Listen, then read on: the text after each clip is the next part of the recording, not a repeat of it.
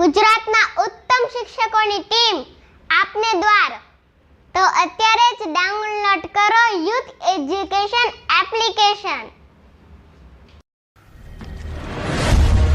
નમસ્કાર વિદ્યાર્થી મિત્રો, હું છું ડીએ પંપાણીયા અને આપ નિહાળી રહ્યા છો અમારી ચેનલ ઉપર ધોરણ 12 વિષય છે ભૂગોળ અને પ્રકરણ નંબર આપણું અપૂર્ણ છે, જેનું નામ છે 9મું ચેપ્ટર કુદરતી સંસાધનો. મિત્રો, કુદરતી સંસાધન અંગે ઘણી બધી વિગતો પ્રાપ્ત કર્યા પછી હવે આપણે કેટલીક જે સમસ્યાઓ અંગે ચર્ચા ચાલી રહી છે, જે ભૂમિ પ્રદૂષણની વાત હોય, જળ પ્રદૂષણની વાત હોય, અને હવે આજે આપણે જે જોવાનું છે એ ખનિજ સંસાધન અંગે આપણે વાત કરવા જઈ રહ્યા છીએ. ત્યારે મારી ચેનલ લાઇક કરો, સબસ્ક્રાઇબ કરો અને મારો વિડીયો તમને પસંદ આવે તો લાઇક આપજો. આભાર. ખનિજ સંસાધન. ખનિજ સંસાધન એટલે શું કે જે સંસાધનની અંદર ખનિજ, પહેલાં તો આપણે ખનિજની વ્યાખ્યા તમે ધોરણ 11ની અંદરથી પણ આ બાબતે આપણે ચર્ચા કરી ગયા કે ધાત્વિક અને અધાત્વિક, એટલે કે ધાતુમય અને અધાતુમય ખનિજના એવા પ્રકાર છે અને સંચાલન શક્તિના ખનિજો. તો ખનિજ કોને કે ખનિજ એ ચોક્કસ નિશ્ચિત રાસાયણિક ગુણધર્મ ધરાવે છે. ઘન, પ્રવાહી કે વાયુમય પદાર્થોને એક ચોક્કસ રાસાયણિક પદાર્થોના રૂપમાં જ્યારે એને વર્ણન કરવામાં આવે છે તો ત્યારે તેને આપણે ખનિજ તરીકે એને ઓળખવામાં આવે છે. એટલે અહીંયા વાત થઈ છે જૈવિક અને અજૈવિક પદાર્થો. જૈવિક, અજૈવિક પદાર્થો ગરમી અને દબાણ લીધે પરિવર્તન પામીને ચોક્કસ રાસાયણિક બંધારણ ધરાવે છે, આવા પદાર્થોને ખનિજ તરીકે ઓળખવામાં આવે છે. હવે કોઈ પદાર્થો છે જૈવિક પદાર્થો એટલે એની અંદર બે બાબત સમાયેલી હોય, જૈવિક બાયોટિક અને એબાયોટિક અજૈવિક. આ બંને દબાણ થાય અથવા તો ગરમી કે બાહ્ય બળો એની અસરને કારણે જ્યારે પરિવર્તન પામીને એક ચોક્કસ રાસાયણિક પ્રકારની અંદર એ રૂપાંતર પામે છે અને રૂપાંતર પામેલી વસ્તુને આપણે ખનિજ તરીકે ઓળખવામાં આવે છે. આવા પદાર્થો જે જ્યારે બને છે, દાખલા તરીકે ચૂનાના પથ્થરો છે, તો ચૂનાના પથ્થરો એક પ્રકારની ખનિજ છે. આ ચોક છે એ પણ એક પ્રકારનું ખનિજ છે. ગ્રેફાઇટ તમારી પેન્સિલની અંદર જે ઉપયોગ કરે છે એને પણ એક પ્રકારનું ખનિજ કહેવામાં આવે છે. લોખંડ છે એ પણ એક પ્રકારનું ખનિજ છે. પછી એની ગુણવત્તાને આધારે એના પ્રકાર પાડવામાં આવે છે, એની સખ્તાઈ, એની મજબૂતાઈ, એની નબળાઈ, એની જેમ કે ટાલ્ક નામની ધાતુ છે અને હીરો. ટાલ્ક એ સૌથી નરમ ધાતુ છે અને હીરો છે એ સૌથી સખત ધાતુ છે. તો એના જે લક્ષણો છે, એના ગુણધર્મ છે, એને આધારે પછી એના પ્રકારો પાડવામાં આવતા હોય છે. તો ખ્યાલ આવી ગયો. ખનિજ એટલે શું કે જૈવિક, અજૈવિક પદાર્થો ગરમી અને દબાણને લીધે પરિવર્તન પામીને ચોક્કસ રાસાયણિક બંધારણ ધરાવે છે, આવા પદાર્થોને ખનિજ કહેવામાં આવે છે. હવે આપણે ખનિજનું વર્ગીકરણ કરીએ. ધોરણ 11ની અંદર આ ભણી ગયા, ફરી પાછું આપણે રિપીટ કરીએ. અને વિજ્ઞાનની અંદર પણ મિત્રો તમે માધ્યમિક શાળાની અંદર આ મુદ્દાઓ ભણીને આવ્યા હશે. તો આપણે જોઈએ ખનિજોનું વર્ગીકરણ. ખનિજોના વર્ગીકરણની અંદર 3 વિભાગની અંદર એને વર્ગીકૃત કર્યા છે. એક, ધાત્વિક ખનિજ એટલે કે ધાતુમય ખનિજ. બીજું, અધાત્વિક ખનિજ એટલે કે અધાતુમય ખનિજ. અને ત્રીજું, સંચાલન શક્તિના ખનિજો. આ 3 વિભાગની અંદર ખનિજનું વર્ગીકરણ કરવામાં આવ્યું છે. હવે ધાતુમય ખનિજ એટલે શું કે એની અંદર જે ધાતુમય ખનિજ એટલે જે ખનિજમાંથી વીજળી સહેલાઈથી પસાર થઈ શકે, વિદ્યુતનો સુવાહક હોય, વજન ઝીલવાની ક્ષમતા રહેલી હોય, સુગઢતાનો ગુણ ધરાવતું હોય, તેવા પદાર્થને આપણે ધાતુમય ખનિજ તરીકે ઓળખવામાં આવે છે. એના પ્રકારની અંદર આપણે જે કયા કયા ખનિજો એવા છે કે જેને ધાતુમય કીધા છે, તો લોહ એટલે કે લોખંડ છે, તાંબુ છે, સોનું છે, જસત છે, ક્લાય છે, નિકલ છે, પારો. આ બધા ખનિજો મિત્રો એવા છે કે જેને આપણે ધાત્વિક ખનિજ કહેવામાં આવે છે, જેમાંથી વીજળી સહેલાઈથી પસાર થઈ શકે છે, સુઘડતાનો ગુણ ધરાવે છે, વજન ઝીલવાની ક્ષમતાની અંદર રહેલી હોય છે અને પછાડતા રણકાટ ઉત્પન્ન થાય, અવાજ કરે છે, એવા ખનિજોને આપણે ધાતુમય ખનિજ અથવા તો ધાત્વિક ખનિજ કહેવામાં આવે છે. નોટ કરી લીજો. બીજો મુદ્દો, અધાતુમય ખનિજો. અધાતુમય ખનિજ એટલે શું? એને અધાત્વિક ખનિજ એવા નામથી ઓળખવામાં આવે છે કે જે ખનિજની અંદર પછાડતા રણકાટ ઉત્પન્ન થાય પણ ઓછો. જે આની અંદર જે રણકાટ, લોખંડને તમે પટકારો અને ડસ્ટરને તમે પટકારો તો બેયનો અવાજ ફેરફાર હશે. ઓકે. વીજળી સહેલાઈથી પસાર થઈ શકતી નથી, વિદ્યુતનું સુવાહકની બદલે અવાહક હોય, વજન ઝીલવાની ક્ષમતા ઓછી હોય, એવા પદાર્થોને આપણે અધાત્વિક ખનિજ તરીકે ઓળખવામાં આવે છે. અહીં પ્રકાર આપ્યા છે એના, તો કે હીરા છે, માણેક છે, અબરખ છે, ફોસ્ફેટ છે, ગ્રેફાઇટ છે. આ બધા ખનિજો એવા, ચૂનાના પથ્થરો છે, એ બધા ખનિજોને આપણે અધાતુમય ખનિજ તરીકે ઓળખવામાં આવે કે જેમાંથી વીજળી સહેલાઈથી પસાર થઈ શકતી નથી. આ બ્લેકબોર્ડ છે, આ ચોક છે, એને પણ આપણે અધાતુમય ખનિજનું ઉદાહરણ, એક સરસ મજાનું ઉદાહરણ આપણે આપી શકાય છે તમારી સમક્ષ કે આમાં વીજળીના 2 પ્રવાહ ધન અને ઋણ બંને પસાર કરો તો એને વચ્ચે પકડવાથી આપણે એને તરંગ એટલે કે જે કરંટ જેને કહેવાય ને કરંટ લાગતો નથી. પણ એ જ વસ્તુ જો લોખંડનો સળિયો અહીંયા હોય તો એ ધાતુમય ખનિજ થઈ જાય અને એમાં વીજળી સહેલાઈથી પસાર થઈ શકે છે. ઓકે, તો આ વાત થઈ અધાત્વિક ખનિજ અથવા અધાતુમય ખનિજની. નોટ કરજો. ત્રીજી બાબત, સંચાલન શક્તિના ખનિજો. જે ખનિજથી સંચાલન શક્તિ અન્ય ઉપકરણોને ચલાવવા માટે ચાલક બળ પૂરું પડે છે એવા સંસાધનોને આપણે સંચાલન શક્તિના ખનિજો તરીકે ઓળખવામાં આવે છે. તો એમાં કયા કયા બાબત સમાવેશ થાય કે કોલસાને કોઈ પણ પહેલાં તમને ખ્યાલ છે કે જે વરાળ એન્જિનની શરૂઆત થઈ અને વરાળ એન્જિનથી કેટલા બધા ગાડીઓના એન્જિનો છે વરાળથી ચાલતા હતા, સ્ટીમ એન્જિન જેને કહેવામાં આવતા. તો સ્ટીમને ગરમ કરવા માટે એની અંદર કોલસાનો ઉપયોગ કરવાનો, ટ્રેનો પણ કોલસાને એના એન્જિનની અંદર કોલસો નાખવાથી જેમ જેમ ઉષ્મા પ્રાપ્ત થાય અને એને એ ચાલક બળ પૂરું પડે છે. એટલા માટે એને કીધું છે સંચાલન શક્તિના ખનિજો. પેટ્રોલ, ગાડીની અંદર તમે 1 લીટર પેટ્રોલ નાખો અને એ તમારી ગાડી છે દોડે છે, આગળ વધે છે, તો એ સંચાલન શક્તિના ખનિજો છે. એની અંદર કઈ કઈ બાબતો આવે તો કોલસો છે, કુદરતી વાયુ, સીએનજી ગાડીઓ છે, કેટલી બધી ગાડીઓ હવે સીએનજી આવી છે અને એની અંદર એ વાયુ ગેસ પુરાવાથી પણ ગાડીઓએ સંચાલન શક્તિ આગળ વધે છે.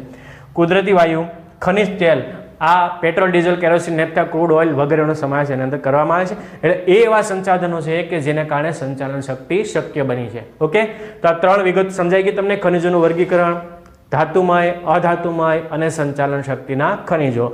હવે આપણે વાત કરીએ છીએ ખનિજ સંસાધન સંબંધી સમસ્યા અને તેના ઉકેલો. આજે આપણે જાણીએ છીએ આપણી પાસે ઘણું બધું છે. સોનું છે, તાંબુ છે, શીશુ છે, પિત્તળ છે, જસત છે, લોખંડ છે, પારો છે, ક્લાય છે, આ બધી વસ્તુ છે. કોલસો છે, કુદરતી વાયુ છે, ખનિજ તેલ બધી અવેલેબલ છે. અલગ અલગ દેશોની અંદર એ કુદરતી સંસાધનો રહેલા, પરંતુ એ સંબંધી કેટલીક સમસ્યા છે અને એના ઉકેલો પણ આપણી પાસે છે. જો એનો યોગ્ય ઉકેલ કરવામાં આવે તો એ સમસ્યા પણ છે અને એના ઉકેલ પણ આપણે લાવી શકાય એમ છે. પહેલી સમસ્યાની વાત કરીએ આપણે તો એની વાત કરી છે કે આપણી પાસે જે વસ્તુ છે એનો વિવેકપૂર્વક ઉપયોગ કરવો જોઈએ. કોઈ પણ વસ્તુ છે એનો વિવેકપૂર્ણ ઉપયોગ કરવાથી એ સંસાધનો આપણે બચી શકીએ છીએ. જેમ કે આપણી પાસે પાણી હોય અને જ્યારે પાણીની જરૂરિયાત આપણે જેટલા ગાંધીજીનું સરસ મજાનું તમને વાક્ય કહી દઉં છું પછી આગળ વધીએ આપણે કે સત્યના પ્રયોગો તમે વાંચ્યો છે, ગાંધીજીની આત્મકથા હતી, એણે લખેલું સત્યના પ્રયોગો નામથી. એની અંદર એને ઉલ્લેખ કર્યો સાબરમતી આશ્રમ, એટલે સાબરમતી અમદાવાદની જે નદી આવેલી છે અમદાવાદની આસપાસ, અને ત્યાં એ નદી કાંઠેનો આશ્રમ આવેલો.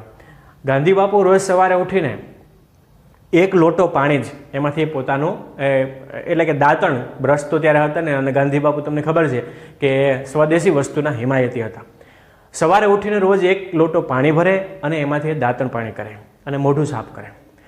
એમના મિત્ર મહાદેવભાઈ દેસાઈ, મહાદેવભાઈની ડાયરી તમે જોજો, એના અંગત મિત્ર હતા અને એમાં આ સત્યના પ્રયોગની અંદર એને ઉલ્લેખ કરેલા છે અને મહાદેવભાઈ દેસાઈ પણ ઉલ્લેખ કરેલો છે કે બાપુ તમે આવડી મોટી વિશાળ નદી છે અને તમે એમાંથી શા માટે 1 લોટો જ પાણી લ્યો છો તમે મોઢું સાફ કરવા માટે, દાંતણ કરવા માટે?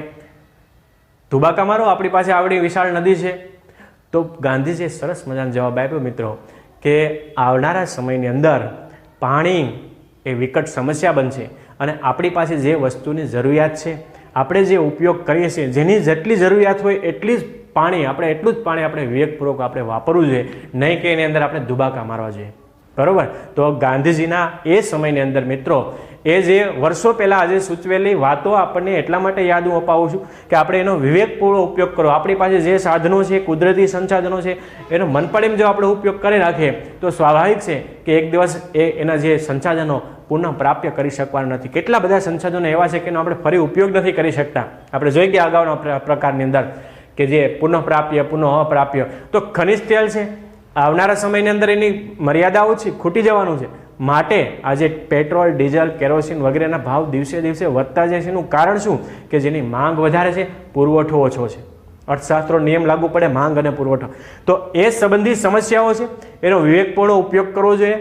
પુનઃ ચક્રણ એટલે કે ફરી પાછું આપણે ઉપયોગ કરી શકાય એવા સંસાધન, જે પાણી ફિલ્ટરયુક્ત પાણી, માની લો કે ખરાબ પાણી છે, વાસણ ધોયેલા પાણી છે, કપડાં ધોયેલા પાણી છે, સ્નાન કરેલું પાણી છે, આપણે સીધું એમને છોડી દઈએ છીએ. પણ એનો જો યોગ્ય ટ્રીટમેન્ટ પ્લાન્ટથી ઉપયોગ કરવામાં આવે તો એ પાણીને આપણે ફરી પાછું પુનઃચક્રણ કરી શકાય. એવા ઉપયોગ ખનન ક્ષેત્રોની અંદર આપણે ઘટાડો કરી શકાય કે જે એની મર્યાદા અથવા કાયદાના નિયમોનું પાલન કરવું જોઈએ આપણે. કે દાખલા કે કોઈ પણ ખાણની ઊંડાઈ, કેટલાક રેતીની લીજ હોય માટીની લીઝ હોય, પથ્થરોની લીઝ હોય, એ સરકારે જે ધારાધોરણો અને કાયદાઓ પ્રમાણે જે એને મંજૂર કરી છે એ કાયદા પ્રમાણે આપણે નથી કરતા કે માની લો કે આટલા મીટર ઊંડી, આટલા મીટર પહોળી, આટલા મીટર લંબાઈ, આટલું જ એની અંદર ખોદકામ થવું જોઈએ. એની જગ્યાએ આપણે એનાથી વિશાળ ખોદકામ કરી નાખીએ છીએ. અને મિત્રો ત્યાં તકલીફ નથી, આપણે ગેરકાયદેસર કેટલું બધું ખોદકામ કરી નાખીએ છીએ. કેટલી બધી રેતીઓની ચોરી થાય છે, કેટલી બધી માટીઓની ચોરી થાય છે, કેટલા બધા પથ્થરોની, લાઇમસ્ટોનની ચોરી થાય છે. તો એનો આપણે વિવેકપૂર્ણ ઉપયોગ કરવો જોઈએ. આ કેટલી બધી સમસ્યાઓ છે, બરોબર. તો એ સમસ્યાના ઉકેલ શું, એ ઉકેલ અંગે પણ આપણે ચર્ચા કરીશું. તો એ આટલી સમસ્યાઓનો આપણે વિવેકપૂર્ણ ઉપયોગ કરવો છે.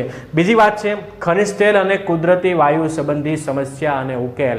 આ એની સમસ્યા છે, આ એના ઉકેલો છે. એટલે આ વસ્તુ આપણે અપનાવી છે. કાયદાનું પાલન કરવું જોઈએ, પુનઃજીવિત કરવા જોઈએ, ફરી પાછું જૈવિક ખેતી તરફ આગળ વધવું જોઈએ, પુનઃચક્રણ થવું જોઈએ, ખનન ક્ષેત્રો અંદર ઘટાડો કરવો જોઈએ. એ વાત થઈ. હવે ખનિજ તેલ અને કુદરતી વાયુ સંબંધી સમસ્યા અને તેના ઉકેલ. આપણે જાણીએ છીએ કે આવનારા સમયની અંદર બ્લેક ગોલ્ડ, કાળું સોનું કીધું છે. ખનિજ તેલને કાળું સોનું કેટલાક લોકોએ કીધું છે. એટલા માટે કે ખનિજ તેલ અને કુદરતી વાયુ સંબંધી આજે જોઈએ છે કે કેટલા બધા વાહનોની સંખ્યા દિવસે દિવસે વધે છે. વસ્તીનો વધારો, વસ્તીનો જમાવો, વાહનોની સંખ્યા વધે, વાહનોની સંખ્યા વધે એટલે વાતાવરણ સીધું દૂષિત થવાનું.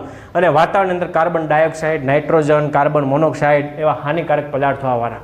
એ પદાર્થો આવતાની સાથે જ આપણા સ્વાસ્થ્ય સાથે સીધી અસર થવાની. આજે અમદાવાદ જેવા શહેરની અંદર તમે જાઓ, સુરત જેવા શહેરની અંદર તમે જાઓ તો તમારી આંખોમાંથી આંખો બળે છે અને એમાંથી પ્રવાહી નીકળે. શું કામ? કારણ કે એ જે વાતાવરણ છે ઓઝોનના પડની નીચે ભળી ગયેલું છે. અને વાહનોના ધોવાડામાંથી જે નીકળતા પદાર્થો એ આપણા શરીર ઉપર સ્વાસ્થ્યને નુકસાન કરે છે. તો એ પણ સમસ્યા છે. બીજી વાત છે કે આ વાતાવરણના વાયુઓ એ દૂષિત થાય છે અને વાતાવરણને એટલું દૂષિત કરે છે કે આસપાસના વિસ્તારોની અંદર સ્વાસ્થ્યને લગતા રોગો, ફેફસાને લગતા રોગો, શ્વસન ક્રિયાને લગતા રોગો, એવા અલગ અલગ પ્રકારના જે દમ અને શ્વાસના રોગો એ દિવસે દિવસે વધતા જાય છે. એ પણ એક મોટી સમસ્યા વિદ્યાર્થીઓ આજે પેદા થઈ છે. તો એના માટે શું કરવું જોઈએ કે એના માટે સરકારી ધારાધોરણ મુજબ જે કાયદાઓની અંદર ઉલ્લેખ કરવામાં આવ્યો છે એ કાયદાનું આપણે ચુસ્તપણે પાલન કરવું જોઈએ. આરટીઓના નિયમોનું આપણે પાલન કરવું જોઈએ, પ્રદૂષણ કંટ્રોલ બોર્ડના નિયમોનું આપણે પાલન કરવું જોઈએ. આ બધા જ જો એનું યોગ્ય પાલન કરવામાં આવે તો એ સમસ્યાનો ઉકેલ લાવી શકાય, નહીંતર એના ઉકેલ લાવી શકાતા નથી. બરોબર છે. તો આટલી વાત વિદ્યાર્થીઓ ખનિજ સંસાધન, ખનિજોનું વર્ગીકરણ, ખનિજ સંસાધન સંબંધી સમસ્યાનો ઉકેલ, ખનિજ તેલ સંબંધી સમસ્યા અને એના ઉકેલ એ અંગેની વાત આ ટોપિકની અંદર મેં કરી છે. અપેક્ષા રાખું છું કે આ વિડીયો તમને પસંદ આવ્યો છે. જો પસંદ આવ્યો તો મારી ચેનલને લાઈક કરજો. આભાર, ધન્યવાદ.